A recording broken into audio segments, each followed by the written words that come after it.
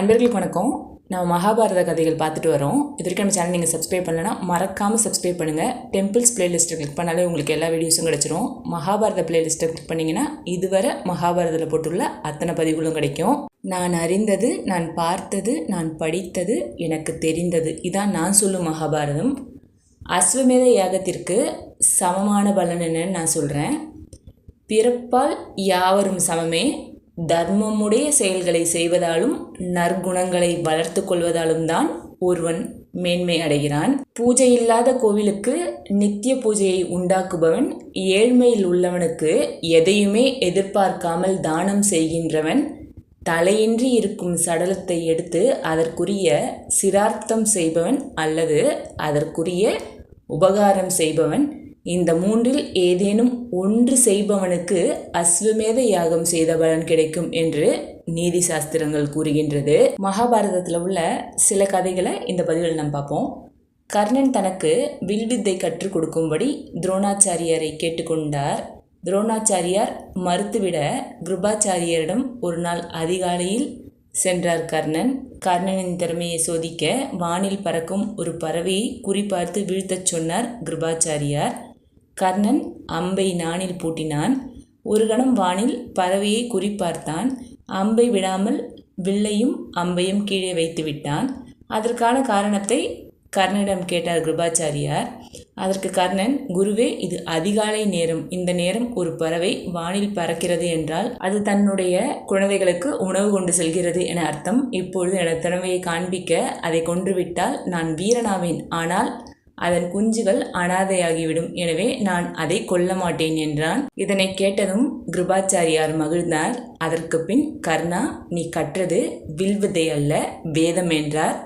பணத்தாலும் பதவியாலும் பலத்தாலும் உயர்ந்தவர்கள் தன் பலத்தை பலம் குறைந்தவர்களிடம் காட்டுவது வீரமும் அல்ல, அது சத்திரிய தர்மமும் அல்ல.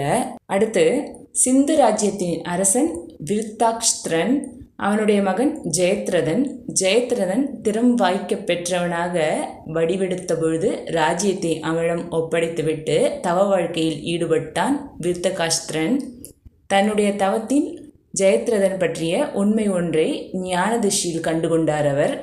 உலக பிரசித்தி பெற்ற போர் வீரன் ஒருவன் ஜெயத்ரதன் தலையை கொய்து கொல்வான் என்பது அவர் பெற்ற ஞான காட்சி. அதை அறிந்த பிறகு விருத்தகாஷ்திரன் இறைவனிடம் தவம் புரிந்து தன் மகன் ஜெயத்ரதன் தலையை எவன் தரையில் விழச் செய்கிறானோ அவன் தலை சுக்குநூறாக வெடிக்க வேண்டும் என்று வரம் பெற்றான். ஜெயத்ரதன் கௌரவர்களின் தங்கை, துச்சலையின் கணவன். பாண்டவர்கள் வனவாசத்தில் இருக்கும்பொழுது திரௌபதிக்கு துணையாக சில பெண்கள் இருந்தபடியால் பாண்டவர்கள் ஐவரும் வேட்டையாட வனத்திற்குள் சென்றிருந்தனர். அப்போது ஜெயத்ரதன் காமியக வனத்தை தாண்டி தன் போக்கில் சென்று கொண்டிருந்தான். அப்பொழுது திரௌபதியை பார்த்ததும் அவன் சிறிதும் நாணமின்றி அவளிடம் தனது காதலை தெரிவித்தான். திரௌபதி தான் பாண்டவர்களின் மனைவி என்று அவனுக்கு அறிமுகப்படுத்தி கொண்டு அவனுடைய செயல் முற்றிலும் சரியானது அல்ல என்றும் திரௌபதி அவனுக்கு தெரிவித்தாள். ஆனால் அவள் கொடுத்த விளக்கத்திற்கு ஜெயத்ரதன் செவி சாய்க்கவே இல்லை. நாடோடிகளாகிய பாண்டவர்கள் அவளை மனைவியாக வைத்திருக்க தகுதியற்றவர்கள் என்றும், நாடாளும் வேந்தன் என்ற முறையில் எந்த பெண்ணை வேண்டுமானாலும் தனக்கு மனைவியாகி கொள்ள தனக்கு உரிமை உண்டு என்றும் பேசினான் ஜெயத்ரதன். அதைத் தொடர்ந்து இருவருக்கும் இடையே கை சண்டை நிகழ்ந்தது. திரௌபதி ஜெயத்ரதனை கீழே தள்ளினாள். ஆனாலும் அவனுடைய வலிமையால் திரௌபதியுடைய கைகளையும் கால்களையும் கட்டி தன் ரதத்தில் பலவந்தமாக தூக்கிச் சென்றான் ஜெயத்ரதன்.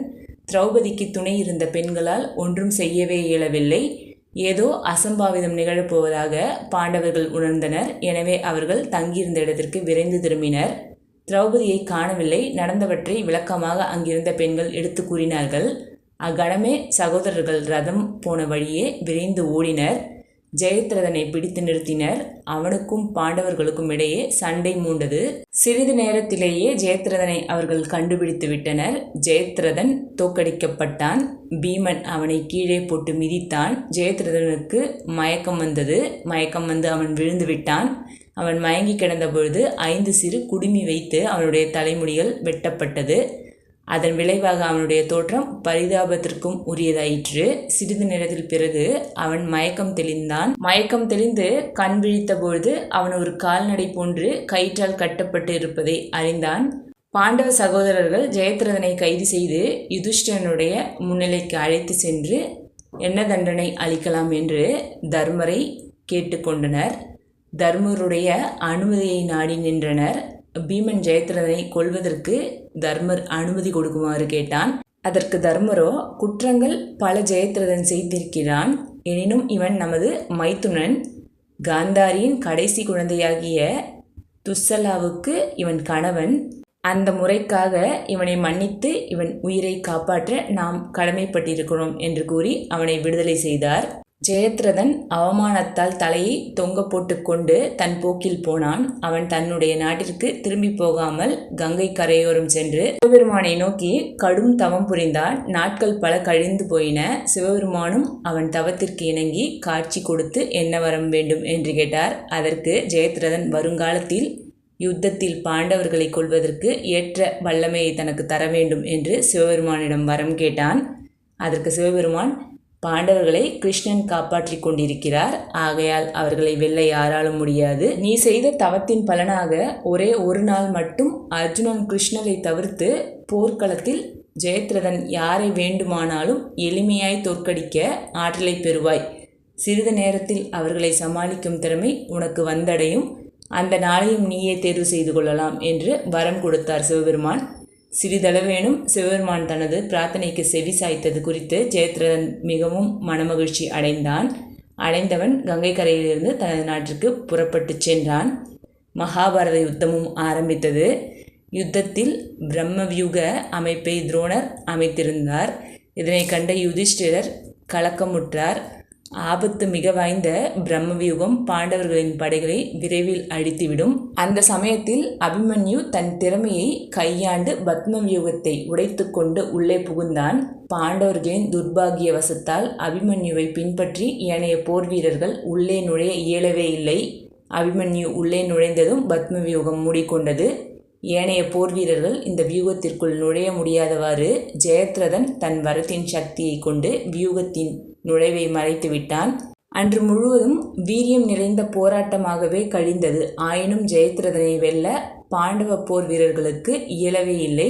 சிவன் கொடுத்த வரத்தை இப்பொழுது ஜெயத்ரதன் பயன்படுத்தி பீமன், நகுலன், சகாதேவன், யுதிஷ்டிரர் அபிமன்யுவிற்கு உதவி செய்யாதவாறு தடுத்துவிட்டான். இறுதி வரை வீரத்தோடு போர் புரிந்த அபிமன்யுவின் தேகத்தை துரோணாச்சாரியார், கிருபாச்சாரியார், கர்ணன், ஜெயத்ரதன் ஆகியோர் செலுத்திய அம்புகள் துளைத்துவிட்டது. அபிமன்யு தரையில் விழுந்து வீரமரணம் எய்தினான். தென் திசையிலிருந்து திரும்பிய அர்ஜுனன் காதில் இச்செய்தி விழ அவன் மயங்கி விழுந்தான்.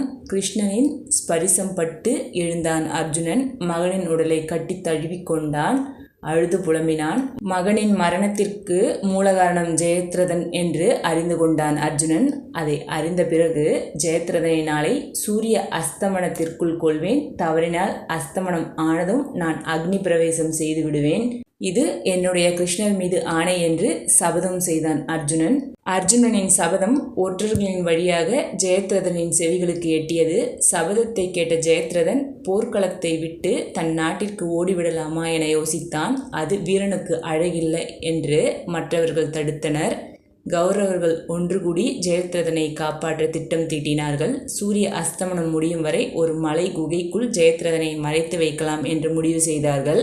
அப்போது ஜெயத்ரதன் துரோணரை பார்த்து, நீங்கள் அனைவருக்கும் சமமாகத்தான் வில் பயிற்சி அளித்தீர்கள், ஆனால் அர்ஜுனன் போல் மற்றவர்கள் சிறக்கவில்லையே ஏன் என்று கேட்டான். அதற்கு துரோணர், அர்ஜுனன் தவ வலிமை உடையவன், ஆகவே மேம்பட்டு விளங்குகின்றான். அவனுடைய தவ வலிமை என்னிடம் மட்டுமல்ல, கௌரவ படையில் யாரிடமும் இல்லை. அவனை எதிர்க்கும் சக்தி படைத்தவர்கள் இருவர் மட்டுமே. ஒருவர் இப்பொழுது அம்பு படுக்கையில் இருக்கும் பீஷ்மர், மற்றொருவர் விதுரர். விதுரர் இப்பொழுது போர் புரியவே இல்லை. துரியோதனனின் அறிவற்ற செயலால் போரில் பங்கேற்கவே இல்லை விதுரர். இது மட்டுமல்ல, கிருஷ்ணர் அர்ஜுனனுடைய தேருக்கு சாரதியாக இருக்கின்றார். எனவே இந்த யுத்தத்தை பொறுத்தவரையில் அர்ஜுனனை வெல்ல யாராலும் முடியாது. மறுநாள் யுத்தம் ஆரம்பித்தது. அர்ஜுனன் போர்க்களம் எங்கும் ஜெயத்ரதனை தேடினான். ஜெயத்ரதன் கிடைக்கவே இல்லை. மாலை நேரம் நெருங்கி கொண்டிருந்தது. எவருமே அறியாத மலைகுகை ஒன்றில் ஜெயத்ரதனை தகுந்த பாதுகாப்போடு மறைத்து வைத்து விட்டான் துரியோதனன். அர்ஜுனன் ஜெயத்ரதனை தேடி காணாமல் நம்பிக்கை இழந்தான். துரியோதனன் தன் திட்டம் வென்றதாக கூறி ஆனந்தம் அடைந்தான். சூரியன் மேற்கு திசையில் தன் பயணத்தை முடித்து கொள்ள ஆயத்தமாயிருந்தார். கௌரவ படைகள் வெற்றி அடைந்து விட்டதாக ஆர்ப்பரித்தனர். திரும்பிய திசையெங்கும் கௌரவப்படையின் வெற்றி முழக்கம். பாண்டவர்கள் செய்வதறியாமல் திகைத்தனர். கிருஷ்ணர் தன்னுடைய யோக சக்தியின் மூலம் சுதர்சன சக்கரத்தை கொண்டு சூரியனை மறைத்தார். சூரியன் மறைந்து விட்டார். அர்ஜுனன் முயற்சி தோற்றது.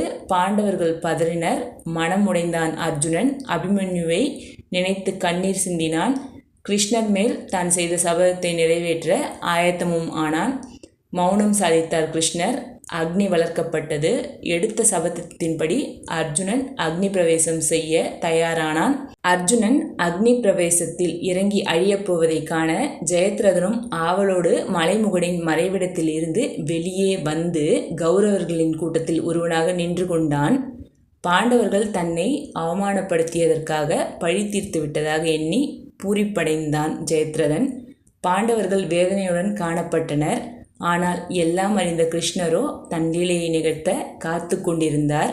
கிருஷ்ணரின் பாதங்களை வணங்கினான் அர்ஜுனன். அப்பொழுது கிருஷ்ணர், அர்ஜுனா, காண்டீபத்தை உன் கையில் ஏந்தி தலைகளை கொய்து நினைத்த இடத்திற்கு கொண்டு போகும் வல்லமை வாய்ந்த அஸ்திரம் ஒன்றை நானேற்றிய வண்ணம் அக்னியை வலம் வா என்றார். அர்ஜுனனும் கிருஷ்ணனின் சொல்லுக்கு கட்டுப்பட்டு அவ்வாறே செய்தார். யாரும் எதிர்பார்க்காத வண்ணம் கிருஷ்ணர் தன் நிலையை ஆரம்பித்தார். சுதர்சன சக்கரம் சூரியனை விட்டு நகர்ந்தது.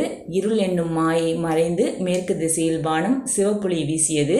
கண்ணன் தன்னுடைய சுதர்சன சக்கரத்தால் சூரியனை மறைத்து வைத்திருந்தான் என்பதை அனைவரும் புரிந்து கொண்டனர்.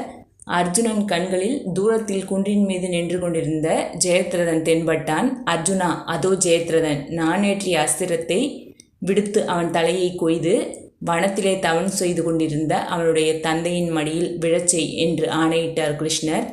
கண்ணிமைக்கும் நேரத்தில் காண்டீபத்திலிருந்து கணை புறப்பட்டது. அது ஜெயத்ரதன் தலையை கொய்து விண்ணிலே தூக்கிச் சென்று வனத்தில் தவம் செய்து கொண்டிருந்த விருத்தாக்ஷ்திரன் மடியில் போட்டது. தன் தவத்தை யாரோ கலைப்பதாக எண்ணி மடியில் விழுந்த தலையை தரையில் தள்ளினான் விருத்தாக்ஷ்திரன். உடனே அவனுடைய தலை சுக்குநூறாக வெடித்தது. விருத்தாக்ஷ்திரன் பெற்ற வரத்தை பற்றிய ரகசியத்தை கிருஷ்ணர் ஒருவரே அறிந்திருந்தார்.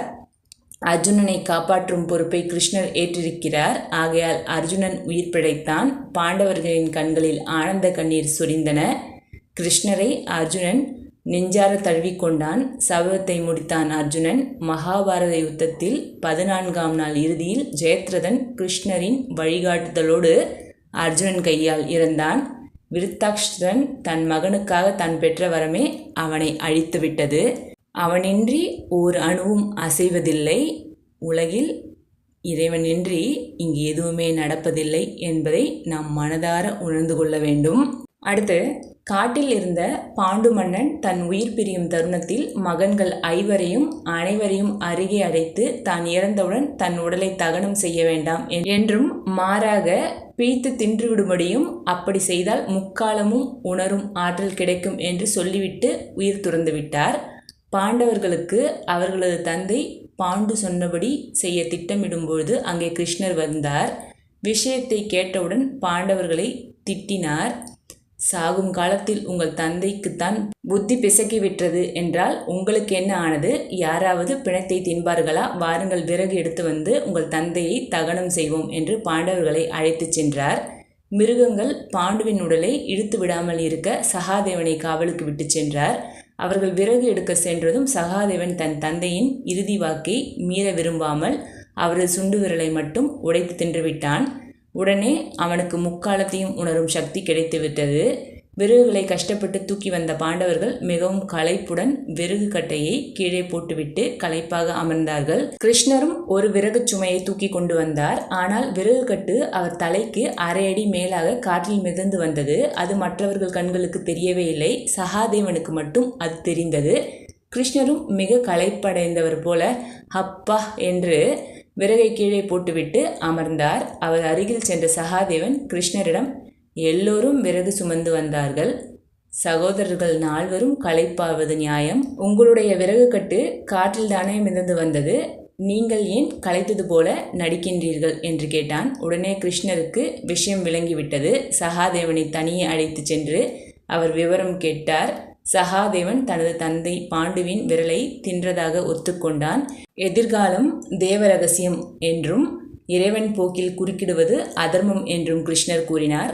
சகாதேவனுக்கு தெரிந்த எதிர்காலம் தொடர்பான விஷயங்களை எப்பொழுதும் எவரிடமும் சொல்லக்கூடாது என்று சகாதேவனிடம் சத்தியம் வாங்கினார் கிருஷ்ணர். தனக்கு முக்காலமும் உணரும் ஜோதிடக்கலை ஆற்றல் தெரியும் என்ற ஆணவத்தால் சகாதேவனுக்கு சற்று கர்வம் அதிகமாகிவிட்டது.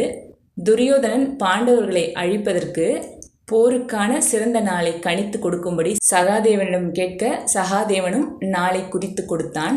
அந்த அளவிற்கு அவன் ஜோதிட கலையில் உண்மையாக இருந்தான்.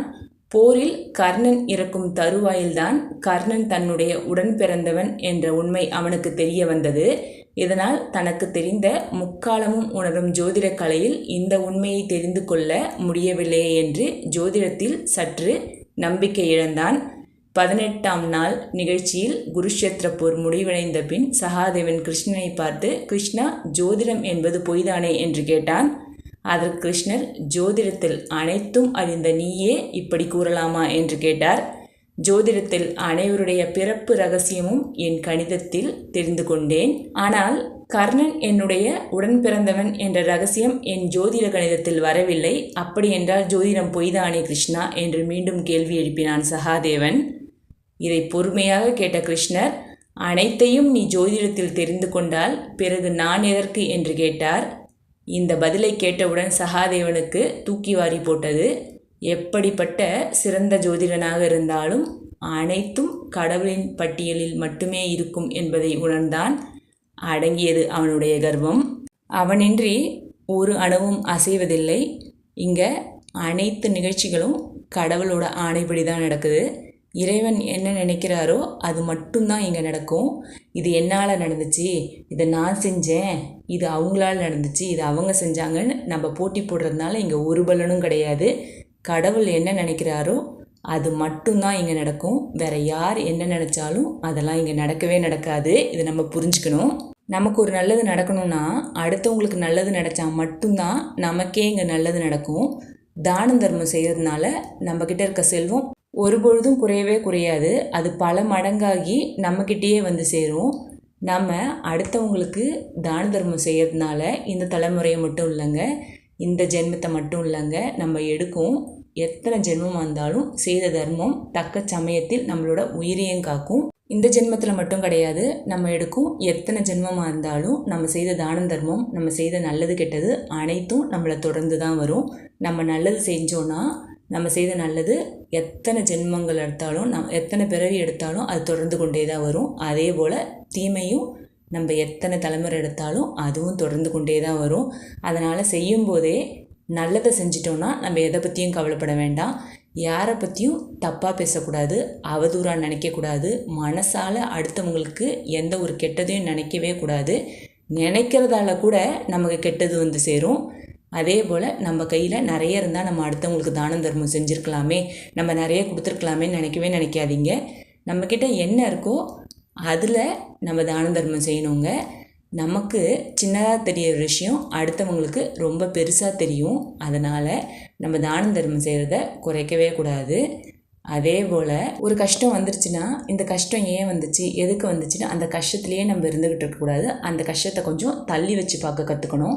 ஓ, இதனால தான் நமக்கு இந்த கஷ்டம் இருந்ததா, ஓ இவரோ இதுவோ ஏதோ ஒரு விஷயம் இல்லை யாரோ ஒரு மனிதர் நம்ம கஷ்டப்படுத்திட்டாங்கன்னா ஏன் அவங்க அப்படி பண்ணாங்கன்றத நம்ம கொஞ்சம் தள்ளி வச்சு பார்க்கணும். ஒரு மூணாவது மனுஷனாக நம்ம அந்த விஷயத்தை பார்க்க ஆரம்பித்தோன்னா, ஓ இதற்காகத்தானா, இந்த விஷயத்துக்காக தான் இப்படி நடந்துச்சான்றது ஒரு சின்ன விஷயமாக தான் நமக்கு தெரியும். அதிலிருந்து நம்ம வெளியில் வரவும் கற்றுக்கணும். நம்ம கடந்து போக ஆரம்பித்தாலே எந்த விஷயமும் நமக்கு பெருசாகவே தெரியாது. நம்ம எல்லா விஷயத்துலேருந்தும் கடந்து போக கற்றுக்கிட்டோன்னா எவ்வளோ பெரிய மலை போல விஷயம் கூட நமக்கு சிறு துரும்பாக தான் தெரியும். இதை சொல்லும்போது ஈஸியாக இருக்கும், ஆனால் இதை நம்ம பழகிக்கிட்டோம்னா எதுவுமே நமக்கு பெரிய விஷயம் கிடையாது. நம்ம கடந்து போக ஆரம்பித்தாலே நமக்கு எந்த நோயும் வந்து சேராது. நோய் இல்லாத உடம்பு தான் நமக்கு ரொம்ப பெரிய செல்வம். குருஷேத்திர போருக்கு முன்னாடி அர்ஜுனனும் கிருஷ்ணரும் உரையாடும் உரையாடல் தான் கீதாச்சாரம். எது நடந்தாலும், சந்தோஷமான விஷயம் நடந்தாலும் சரி, இல்லை கஷ்டமான விஷயம் நடந்தாலும் சரி, எது நடந்தாலும் அது சமமாக பாவிக்க தெரிஞ்சுக்கணும். அதே போல் அதிலிருந்து கடந்து போகவும் தெரிஞ்சுக்கணும். இதை நம்ம கற்றுக்கிட்டோன்னா நமக்கு எந்த நோயும் நம்மளை அண்டவே அண்டாது. நம்ம மற்றவங்களுக்கு உதவியாக எவ்வளோ முடியுமோ அவ்வளோ நம்ம உதவியாக இருக்கணும். பிறரோட கஷ்டத்தை போக்குற ஒரு சின்ன வாய்ப்பு கிடைச்சா கூட அது கடவுளே நமக்கு கொடுத்த வாய்ப்பாக நினச்சிக்கிட்டு நம்ம செய்யணும். பிற உயிர்களையும் தம் உயிர் போல் நேசிப்போம். அனைவரிடத்திலும் அன்போடு இருப்போம். பெரியோர்களை மதிப்போம். நம்மால் முடிந்த உதவியை நாள்தோறும் செய்வோம். பொண்ணோ பொருளோ கொடுத்து உதவுறது மட்டும் உதவி இல்லைங்க. பாதிக்கப்பட்டவங்ககிட்ட அன்பாக ஆறுதலாக 4 வார்த்தை பேசுகிறது கூட ஒரு உதவி தான். எப்பையும் நம்ம மனசை ரொம்ப லேசாக வச்சுக்க கற்றுக்கணும். நான் இதை திரும்ப திரும்ப சொல்கிறேனேன்னு நினைக்காம திரும்ப திரும்ப சொல்கிறேனேன்னு நினைங்க. எப்பயுமே எதுக்குள்ளேயும் ரொம்ப டீப்பாக போகவே போகாதீங்க. டீப்பாக போக போக பிரச்சனைகள் தான் அதிகமாகும். எதையும் ஒரு மேலோட்டமாக பார்க்க கற்றுக்கணும். மேலோட்டமாக பார்க்க கற்றுக்கிட்டாலே நமக்கு அந்த விஷயம் ரொம்ப சுலபமாகிடும். அதே போல் அடுத்தவங்களுக்கு முடிஞ்ச அளவுக்கு உதவி செய்ய பழகுங்க. இன்றைய நாள் மோசமாக இருக்கலாம், நாளைய நாள் இதைவிடவும் மோசமாக இருக்கலாம். நாளை மறுநாள் நிச்சயம் பிரகாசிக்கும் என்ற தன்னம்பிக்கையோடு செயல்படுவோம். எல்லாம் வல்ல இறைவன் நம்ம எல்லோர் கூடயும் இருந்து எல்லா விஷயங்களிலும் துணை புரிவார். நம்பிக்கையோடு செயல்படுவோம். நன்றி, வணக்கம்.